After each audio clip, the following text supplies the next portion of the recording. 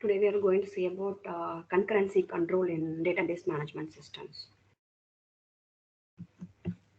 So in this chapter, the student will learn about what a concurrency control is and what a role it plays in maintaining the database integrities and what are the logging methods are and how they are work.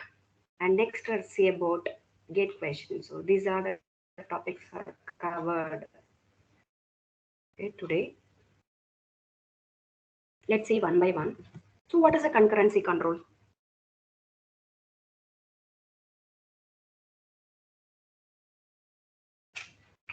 A database can have a multiple transactions running at the same time is called as a concurrency. What is a transactions? Transaction is nothing but that is a group of the task. It's called as a transactions. The group of the task that form a single logical unit is called as a transactions. And the database can have multiple transactions running at the same time. Same time is called as a concurrency. And what is a concurrency control? So, which is the mechanisms, which means that it has ensured that data, ensure that simultaneous executions of more than one transactions does not lead to any database inconsistencies called as a concurrency control mechanisms. Okay, so concurrency is nothing but that the database can have a multiple transactions running at the same time is called as a concurrency, and the concurrency controllers, which is the mechanisms which ensure that the simultaneous executions of the more than one transactions does not lead to any database inconsistencies called as a concurrency control mechanisms. And this is one of the concept that comes under the transactions in a database management system, and it is a procedure in a DBMS which help us for management of a two simultaneous process to execute without conflicts between the users.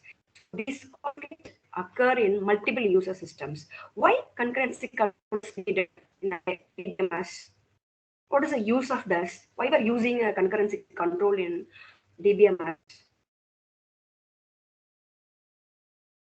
Which means that concurrency control in a database management system is a procedure of managing the simultaneous operations without conflicting with each others. Which means that it's a simultaneous operations without conflicting with each others.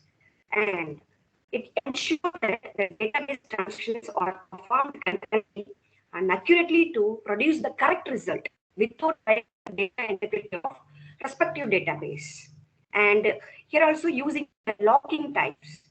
So lock means, so why need of the lock here? What is the use of the lock? So this is one of the method. The lock is the method to ensure the isolation properties. What is isolations? What is the isolation properties in a transactions? If you are using a transaction that is a group of the task, a single logical. Here we can use the acid properties. What is the acid properties? So acid means that is atomicity, and second one is a consistency, and third one is isolations, and fourth one is durabilities. So these are called as acid properties. This is one of the isolation properties. That is a locking is one of the isolation properties. And here we can use the three locking types. The first one is the binary lock. What is a binary? Everyone knows the binary means that is 0 1 ones. 0 means that is unlocked and 1 means that is a lock. And what is a 1 and what is a 0? For example, if you are using any object that is locked by the transactions, if an object is locked by the transactions, no other transaction can use that object. It is the same object. If the object is locked by the transactions, no other transaction can use that object. If the object is unlocked, any other transaction, for example, any transaction can lock the object for its use. If the object is unlocked by the transaction, no other transaction can use the same object. If the object is unlocked, any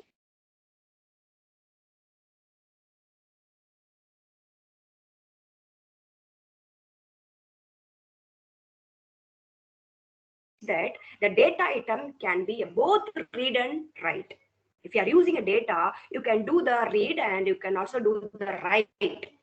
That is exclusive lock. That is a exclusive mode. And what is a share mode? So that is the data item can only be a read only. If you are using a data that can do only a read in a data. So if you are using exclusive, that is indicating X. So if you are using a shared, that is indicating the data, that is the S. For example, look at this table. Here we can use the S4 means that is a shared and the X4 means that's exclusive. So why we can use the two more here? What is the use of this? The shared locus is used for reading the data items only. Okay, it is denoted by the lock S. It is denoted by a lock S. This is called as a read lock. Shared means that is a read lock, and X, exclusive lock, as used for both read and write operations. It is denoted as a lock X, and this is also called as a write lock. If you are using a shared lock, that is called as a read lock. If you are using exclusive lock, that is a lock X, it's called as a write lock. For example, if I take this here, we can use the two S. For example, here is our S, and here also using S. When the two S's are coming, the condition is become true only, because the both are yes only.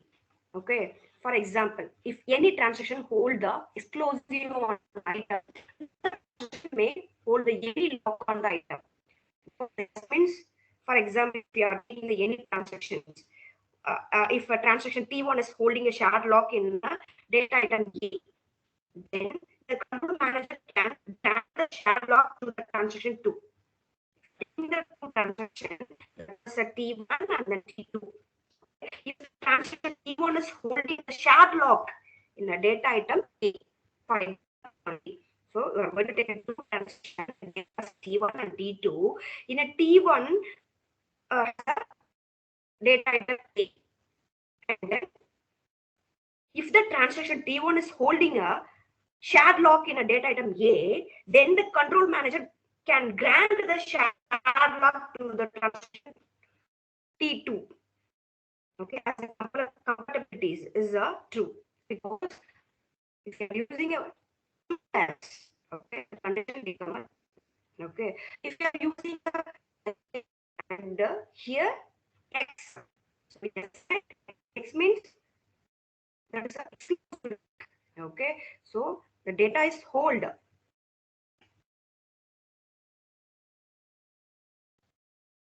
So no.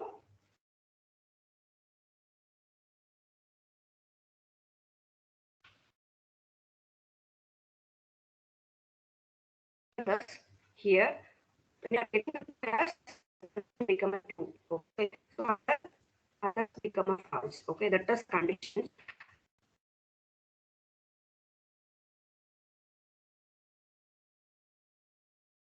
So any can hold the of items, but if any transactions hold a exclusive on item, no other transaction may hold any lock on the items. That is conditions. Okay. Any number of the transactions can hold the shared lock items, but if any transaction hold as the exclusive on items, no transaction may hold the any lock on the items. That is the conditions. If a lock cannot be granted, so that is the by a DBMS. Okay, so the requesting transaction is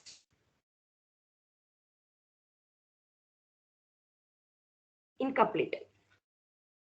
So which means that it cannot grant exclusive lock as a compatibility parts.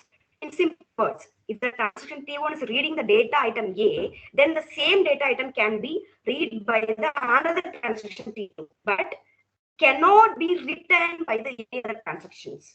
Which means that if the transaction T1 is reading a data item A, then the same data item A can be read by the another transactions T2, but cannot be written by the another transactions. That is the conditions. Similarly, if the exclusive lock that is a lock for the read and write operation is hold on the data item in some other transaction, then no other transaction can acquire the shared or exclusive lock as compatibility functions, denoted as a F. Okay.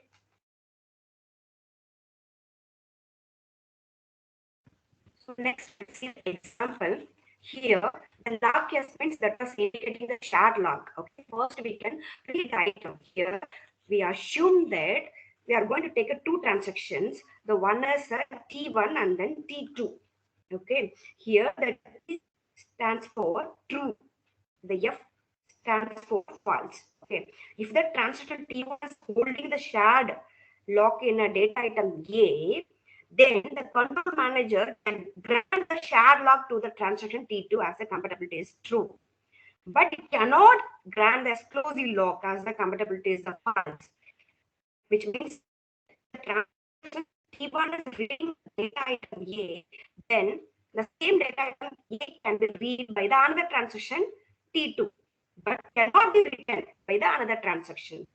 Okay, same if you are using exclusive lock, which means that the lock for read and write operations is hold on the data item in some transaction, then no other transaction can acquire the shared or exclusive lock as a compatibility functions. That means of some of the transaction is writing the data item A, then another transaction cannot write the data item A. That is meaning. Okay, the transaction is writing the data item A, then the another transaction cannot read or write the data item A. That is exclusive. So here we can use the lock S for share the data items of A and read. We just read the data A, and next we can unlock the A. Again, we can call the one more items, that is a B. So used for lock of S and read the B and unlock the B and display the A plus B. So everything will be displayed on the screen. Okay. The locking as above is not sufficient to guarantee serializability. What is the serializability?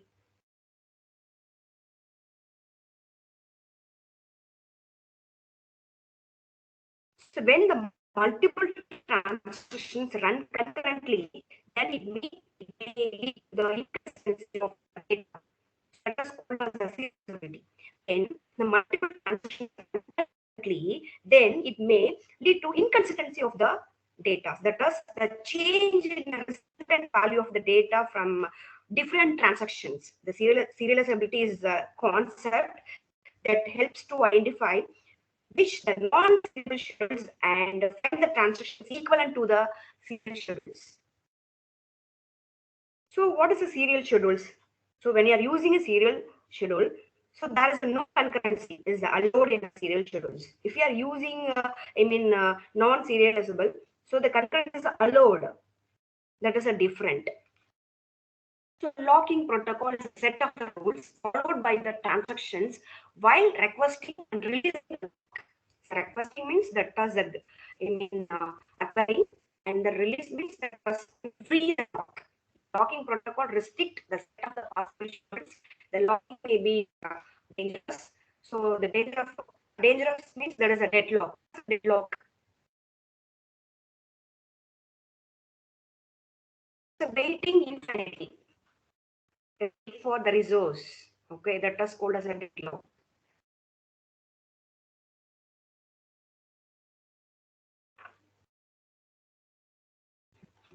And next one is a two-phase locking protocol. This is one of the, locking protocol in a concurrency control. So what is this?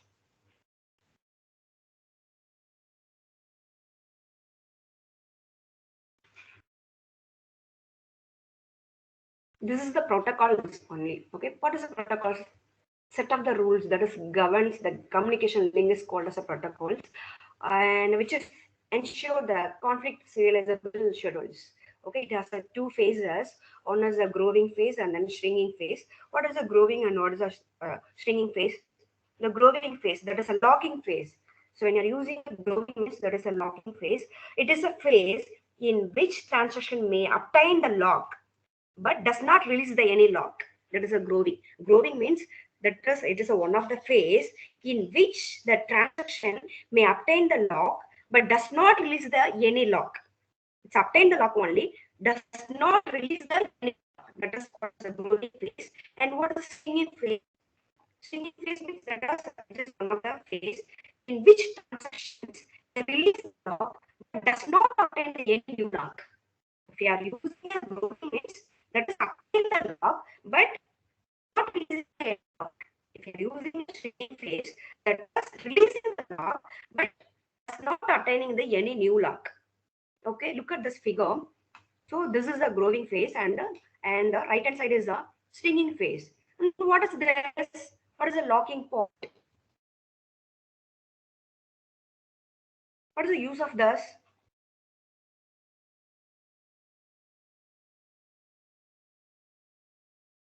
What is the locking point?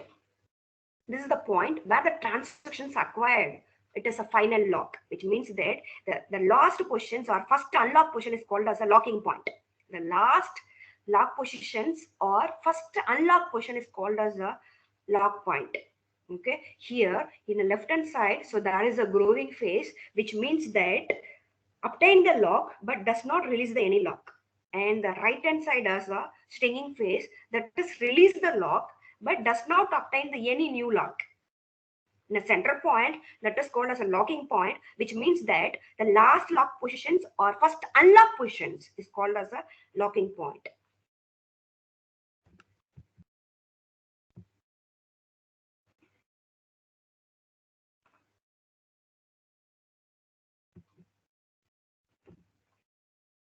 For example, for taking the two transactions that is named as a T1 and T2. So in a T1, using the lock of X of A, which means that there is exclusive of A. So next we can read that A. If you are using exclusive, it can read the data as well as write the data. That is exclusive. So for example, read the A. For example, only the read the A. And next we are going to do the any transactions. For example, A is equal to A minus 50. And we can also do the write operation because we are using a exclusive lock. Okay, suppose we are using a shared lock of the item A, you can just read only that item A. That is a use of the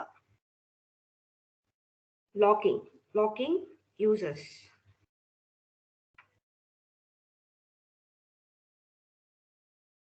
And next, let us see about the lock conventions.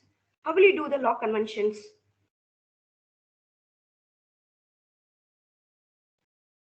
So before we have seen that as two-phase locking protocols. So there we use the two phases. The one is the growing phase and then stringing phase. And one more type is there, that is strict two-phase locking. If you are using two-phase lockings, there is two types. That is two phases. The first phases is a growing and second phase is the stringing phase. Okay, and second type is a strict two-phase locking. What is the difference between the two-phase and the strict two-phase locking? If you are using a two-phase locking, you can just hold the items. Okay, it's never release. If you are using a growing, just holding the lock, that is a holding the items. Okay, never release. Okay, if you are using a stringing phase, that is only releasing the lock and does not create the new lock. That is a use. If you are using a strict two-phase locking, okay, that is strict 2PL protocols, basic the two-phase protocol, but all exclusive mode lock be held until the transaction is committed. What is the exclusive lock? It can be read and write. Okay, so here also we are going to use exclusive mode lock be held until the transaction is commit, which means that all the exclusive locks are unlocked only after the transaction is committed. That is the use of the strict two-phase locking. Here we use the exclusive mode lock, which means that the item can be read and write. So the exclusive locks are unlocked only after the transaction is committed. And also means that, for example, if you are using a two transaction, that is a T1 and T2, the T1 has exclusive lock, and T1, then the T1 will release the exclusive lock only after the commit operation is completed. Once the commit means, commit means that is a save the operations. So when you are using a transaction, so there's a two operations we are going to do. The first one is the rollback and then commit. So rollback is nothing but that is we are going to do the undo and the redo operations. The commit means that is save the items permanently in a database. That is a use of the commit. Okay, here we can use the commit. Commit means that is, for example, if you are using a strict two-phase locking protocols. So the exclusive locks are unlocked only after the transaction is committed. For example, if you are using a two transaction, that is a T1 and T2, the T1 has a exclusive lock, then the T1 will release the exclusive lock only after the commit operation is completed. Then only the transaction is allowed to read or write.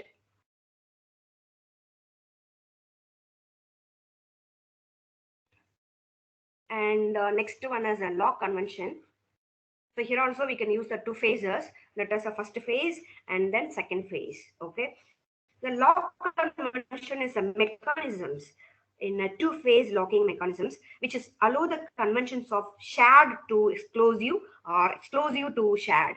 That is a convention. Convention means that is a converted. Am I right? Okay. So which means that the conventions of shared lock to exclusive lock or exclusive lock to shared lock. The first phase. Here also we are going to use the two phases.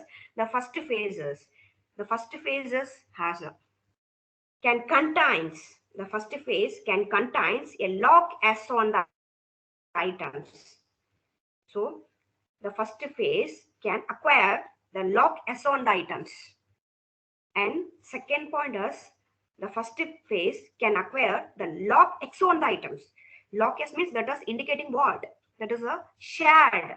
Okay. And the first phase can acquire the lock X on the items. Lock X means that is indicating exclusive lock. So S means that is shared. You can read the data items only. X means you can read and write the data items. And the third one is the first phase can convert the lock S to lock X. That is called as upgrade. So the first phase has a three operations. So the first operation is that is the first phase can acquire the lock S on the items, and the second one is the first phase can acquire the lock X on the items, and the first phase can convert the lock S to the lock X, lock S to lock X. That is called as upgrade. And the second phase also has a three operations. What are they? The first one is, so the phase can release the lock S. Before that, can acquire the lock S. Here, can release the lock S and can release the lock X also, and can convert the lock X to lock S. This is called as a downgrade. Before that, we have seen that is upgrade means we convert the lock S to the lock X. Okay, so there we acquire the S and X. Here we can release the S and X. That is a different. And there we use the upgrade. Here we can use the downgrade, which means that we can convert the lock X to lock S. Before that, we can convert the lock S to lock X. That is a different. How to implementations of the locking? How to implement this? We need a lock manager. Okay, then only we can implement the locking. Okay, so what is how to lock the items?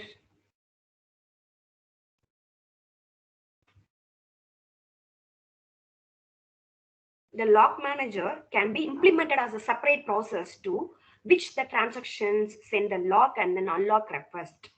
Okay, the lock manager can be implemented as a separate process to which transactions send a lock and unlock request. The lock manager replies to the lock request by sending the lock grant messages, and the message asking the transaction to roll back, and in case deadlock is detected. What is a deadlock?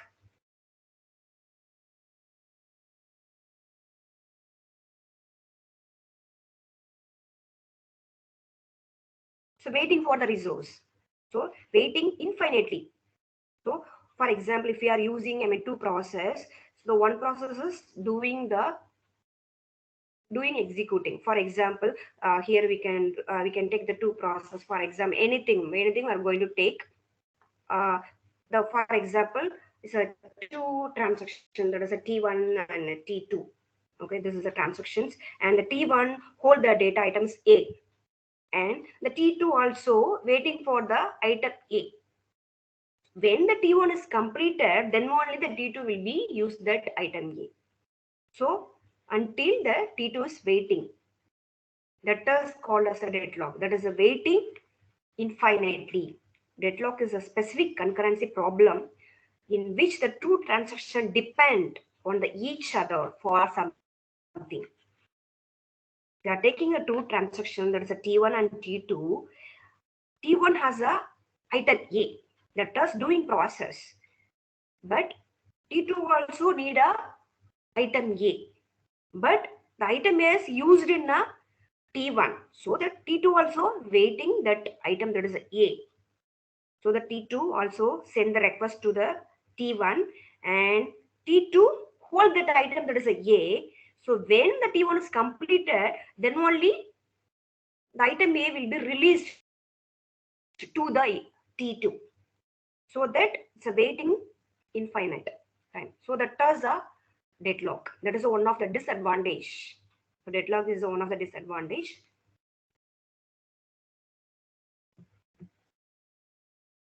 So next, let us see about the graph-based protocols. What is a graph?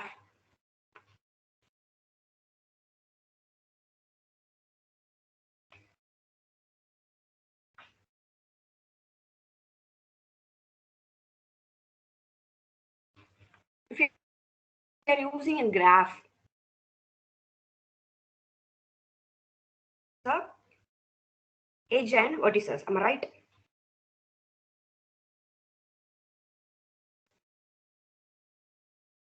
So graph-based protocols are alternative to the two-phase locking protocols. The two-phase is then nothing but that is a growing and then stinging phase. Okay. Here, for example, if you are using any graph that has a edge and then vertices. Okay.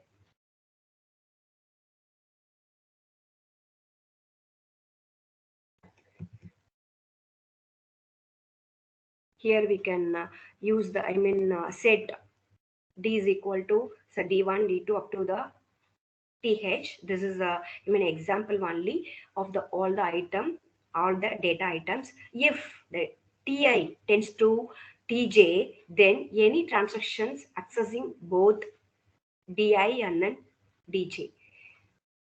So D has a T1 and T2 up to the TH of the all the data items. If the DI tends to TJ, then any transactions accessing both the DI and then DJ must access DI before accessing the DJ. So which means that the set D, okay, may now be viewed as a dot acyclic graph.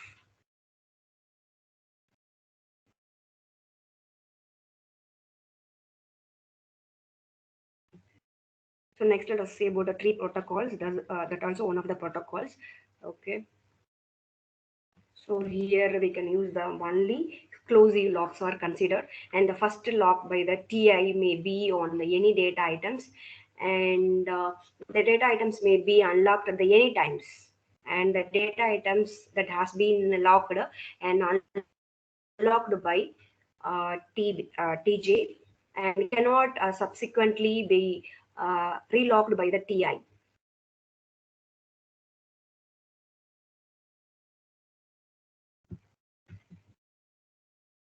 And what is the drawback of tree protocol is the protocol does not guarantee, which means that there is a recoverability. So recoverability is not guaranteed in the tree protocols, and need to introduce the commit dependency to ensure the recoverabilities, and the transactions may have to lock the data items that they do not access, and which means that the increasing the lock overhead and additional waiting times and potentially a decrease in concurrency.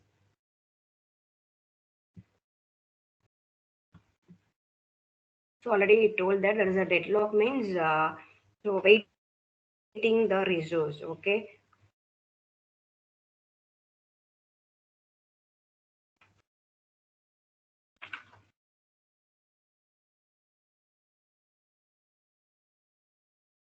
For example, if you are taking the transactions, I mean T1, T2, consider the transaction T1 hold the lock on the some rows of the table A and need to update some rows in table B. Okay, simultaneously the transactions T1 hold the lock on the some rows in B tables and needs to update the rows in A tables held by the transactions. Now it's a main problem as the transactions T1 is waiting for T2 to release its lock, and similarly the transaction T2 is waiting for T1 to release its lock, and all the activities come to the halt state and remaining at standstill. This situation is called as a deadlock in a DBMS. Okay, so if you are taking a two transactions, that is a T1 and then T2, so if you are using the transaction T1 hold the lock on the some rows of the table A, for example only, and need to update the some rows in table B. Simultaneously, the transaction T2 is hold a lock on the some rows in table B and needs to update the rows in table A that is held by the transactions T1. So the main problem is the transaction T1 is waiting for the T2 release its lock, and similarly the T2 is waiting for T1 to release its lock. That is the problem statement. So when you are occurring these problems, we should follow some techniques. Okay, so that is deadlock preventions and deadlock reductions, deadlock avoidance. These what techniques are used when the deadlock deadlock is occur.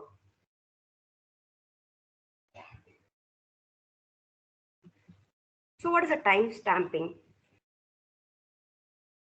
So this is one of the protocols. The time stamping ordering protocol is a scheme in which the order of the transaction is decided in advance based on the timestamps.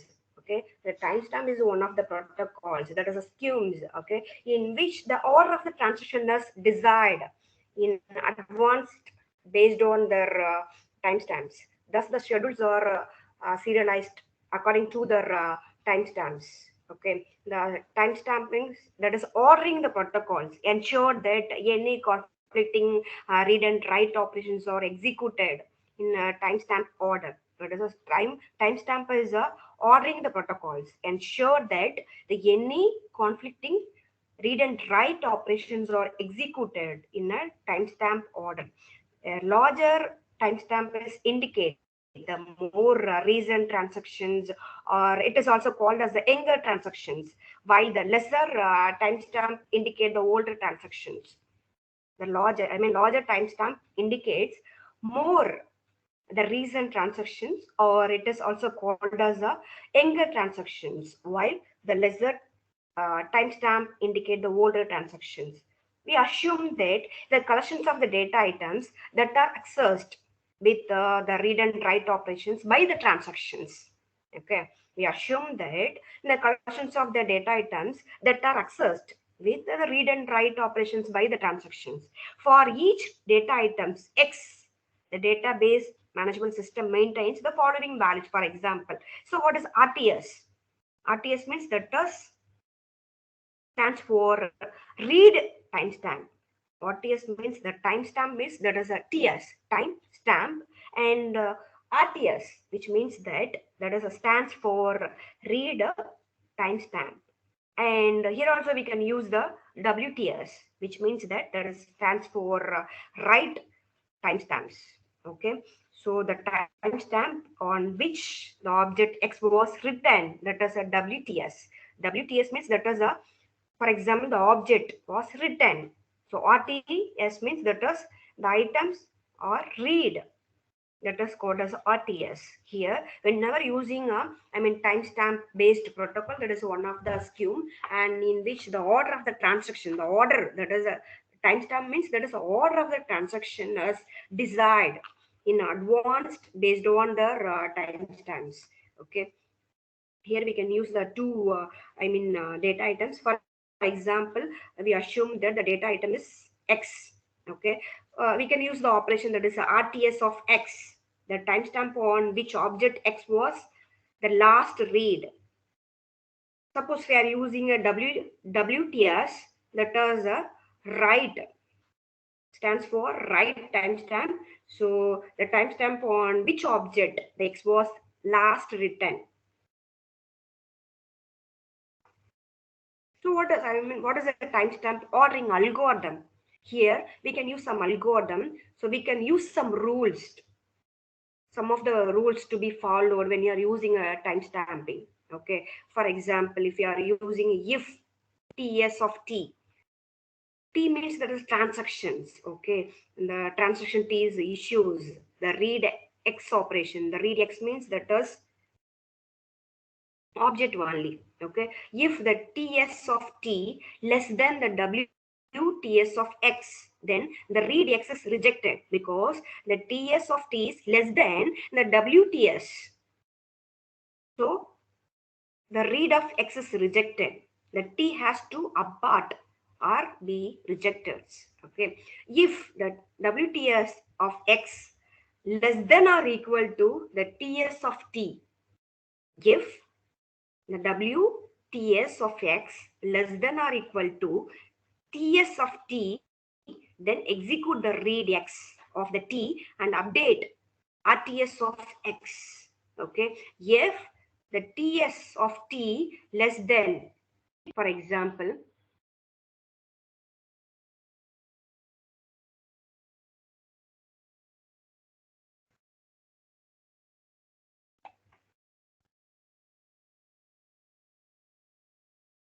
if the TS of T less than the WTS of X, then read the X is rejected. Okay, which means that apart. Okay, and if the WTS of X is less than or equal to the TS of T, means that is a execute the read of the X. That is a condition, that is a read operations. If you are doing the write operations in a transactions, if the TS of T less than the RTS of X, or if the TS of the T less than WTS of X, the write is rejected. Okay, before that we done the read operations. If you are doing the read operations, the TS of T less than the WTS of T, that is rejected. Okay, if you are doing the write operations, if the TS of T less than the TS of X, or if the TS of T less than the WTS of X, then the write is rejected. Okay, and the next operation, write, if the RTS of X less than or equal to the TS of T, or WTS of X less than or equal to TS of T, then execute the write of X of the T and update WTS, because this is the write operation, so that here we can execute only the write, that is the write of the X. Before we seen that is a read operations, when you are doing the TS of T less than WTS of X, that is a read X is rejected. So when the WTS of X is less than or equal to TS of T, that is execute the read X.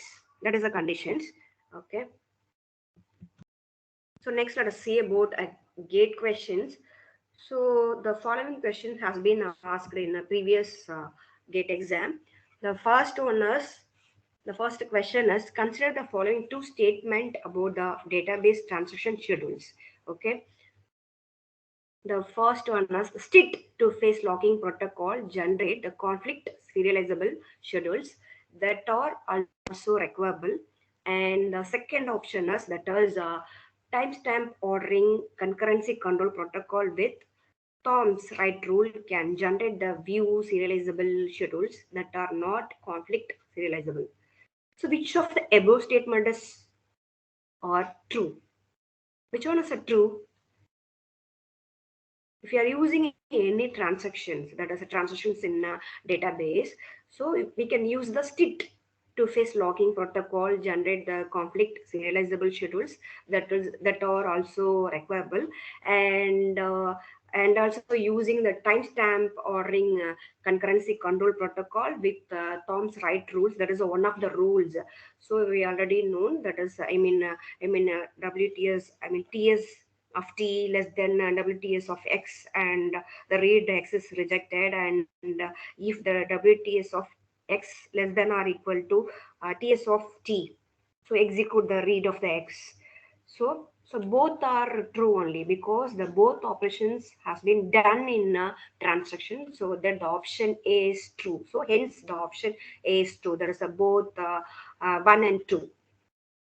Next, let us see about the second question. That is, suppose the database system crashes against the while recovering from the previous crash. Assume checkpointing is not done by a database either during the transactions or during the recovery. So whenever you're doing any transaction in a database, everything will be recovered. Okay. So suppose the database system crashes again while recovering from the previous crash. Assume checkpoint is not done by a database either during the transactions or during the recovery. So which of the following statements are correct? The options are, the same undo or redo list will be used while recovering again. And then option 2, that is database will become inconsistent. And option 3, that is all transaction that already undone and redone will not be recovered again. And the last option, that is a D, the system cannot recover any futures. So whenever doing any transaction, the data will be a consistent. And also you can do the any redo and then undo operation because we are using a rollback. When you are using a rollback, it can do the undo and then redo. So in order to recover the database, even on multiple crashes, the same undo or redo lift will be used. Hence, the option A is correct answer, because whenever doing any transactions in a database, we are going to recover, we are going to do the undo and redo operations. So the options A is same undo and redo list will be used while recovering again. That is a correct answer in this question. And next, let us see about the third questions.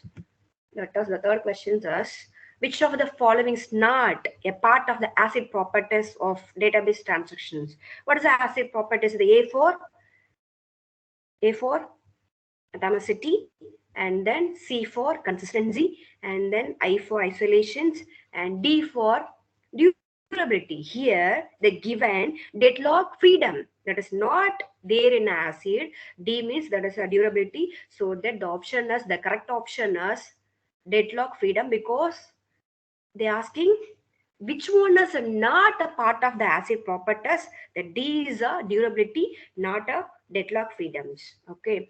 And the next question is, they consider the following transactions involving the two bank account X and Y. For example, if you are transferring something, for example,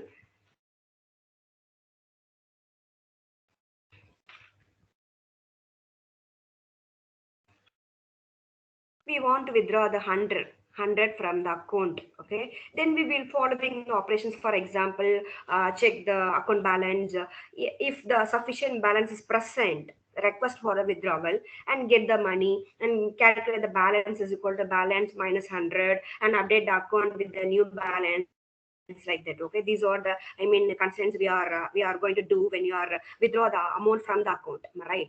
For example, if you are going to do the withdraw, okay, for example, you are going to do the withdraw the amount, the 100 from the account, then we will follow some operations. For example, check the account balance, insufficient balance is present, request for withdrawal and get the monies and calculate the balance, which means that the balance, for example, you withdraw the amount is 100, so we can check the balance means the balance minus 100. Am I right? Okay, in a database, each transaction should be maintained the acid properties. Okay, the acid is already told that is acid means that is atomicity and consistency, isolations, and then durabilities.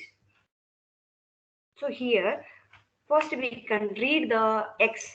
What is the X? That is one of the data items. Okay, first we can read the X value, and next we can do the transaction as X is equal to X minus 50 and write the operations of the X. First, we done the read operations. After do the transactions, then we are going to do write operations. Next, we can call the one more object, that is a Y. So after once the read is done, okay, next we can do the operations, that is the Y is equal to Y plus 50. And next we can call the, I mean, write operation, the write of the Y. Okay, the constraints that sum of the account X and Y should remain the constant as that of, what is this? We should follow the acid properties, that is ACID.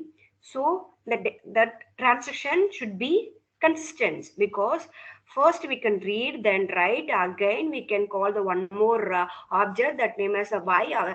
Then after calling that, we can read that, and we can do some operations of the Y, and next we can call the write operations. So the data is consistent, so the option is, hence the option B is correct.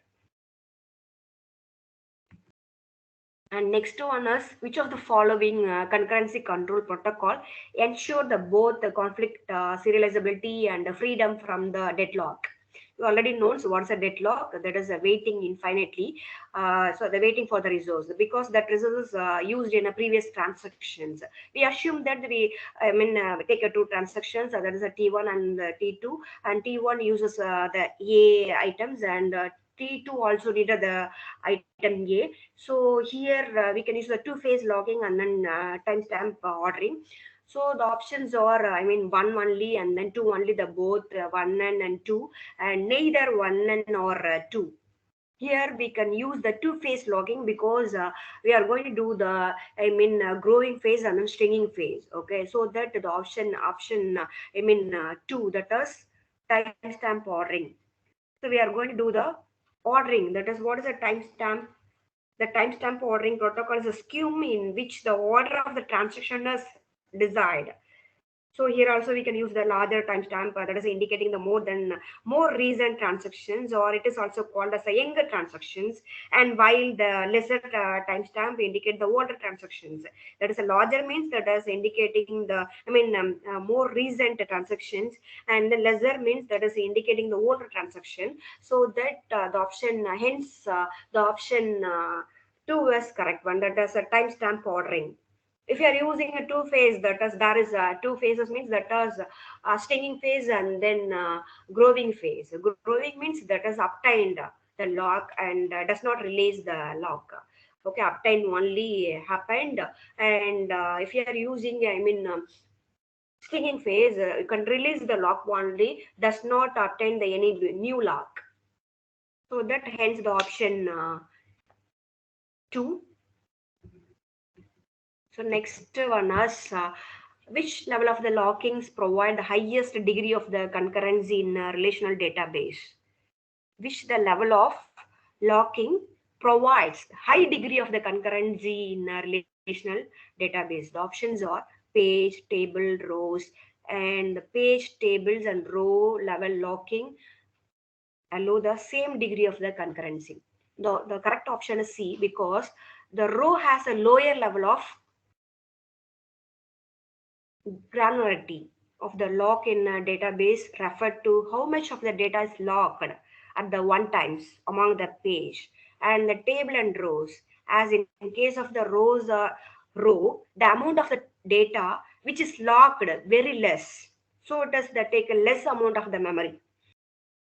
As in case of the row, the amount of the data which is locked very less, so it does take less amount of the memory. So then the may process can run at the same time, so the concurrence is high for the low level logging. If you are using, table has a row and columns. So column means that is a field. Okay, so if you are using a row means that is records. So the concurrence is high for the row level locking. Next one is the which of the following scenarios may lead to the irrecoverable error in a database.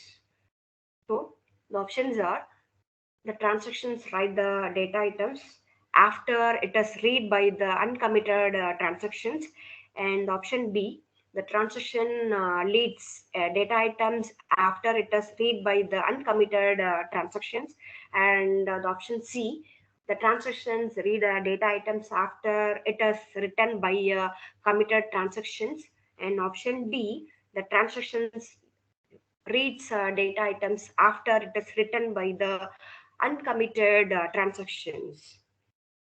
The option D is correct, because the reading the uncommitted data is called as a dirty read. So whenever using uncommitted, the committed means once the everything is completed, you must save. The save means permanently save that data in a database. Okay, that is called as a committed. So committed means the save the data item in a database permanently. So whenever doing the uncommitted, that is the reading, the uncommitted data is called as a dirty data, because the data is not saved in a database. Okay, so read the uncommitted data is called as a dirty read if the transactions reads uncommitted data and commit before the transaction that write the data items lead to non-recoverable schedules. If the transactions that write the data items roll back. So you already known what is the commit and rollback. Rollback means that is a redo and undo operations. Okay. So and then commit means that is store the data permanently in a database. Okay. So that the hence the option D is correct one, because the reading the uncommitted data is called as a dirty read if the transaction read the uncommitted data and commit before the transaction that write the data item leads to non-recoverable schedules. If the transaction that write the data item roll back. And next one is the considering the following the two locking protocols. Suppose the transaction T access for read or write operations. Then the certain set of the objects, that is objects or O1, 2, okay. And this is done in the following manner. The step 1, that is acquires exclusive lock to O1 to OK in increasing the order of their address. And step 2, required operations are performed. And step 3, all locks are released. This protocol will be guarantee serializability and deadlock freedom.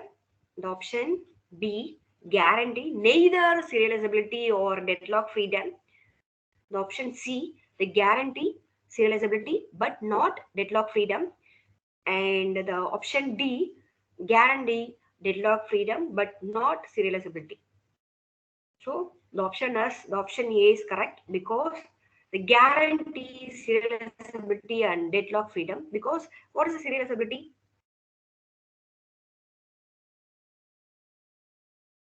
It's already told, what is the serializability?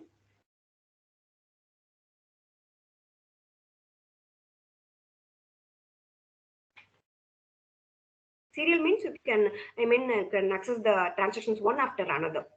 Okay, which will give the guarantee, that is the serializability means that is the transaction will be accessed by one after another. So that the options A is correct one. So because if you are using any object, for example, here we taken that is O1 up to the OK.